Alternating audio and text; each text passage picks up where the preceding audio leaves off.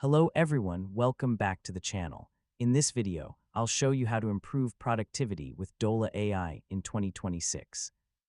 Dola AI can help you stay organized by combining calendar events, reminders, tasks, and natural language scheduling. The goal is not simply to add more events to your calendar, but to make your schedule easier to understand and manage. First, connect your supported calendar to Dola and review your existing schedule. Look for meetings, appointments, deadlines, and other fixed activities that already take up your time. Next, identify your most important tasks. Instead of trying to complete everything at once, choose the activities that have the highest priority and organize them around your existing calendar.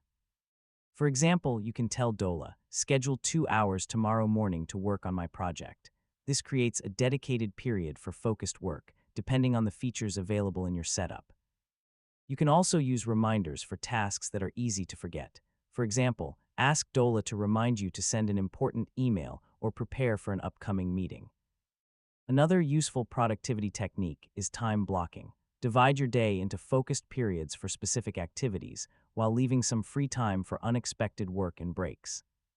Recurring events can also save time.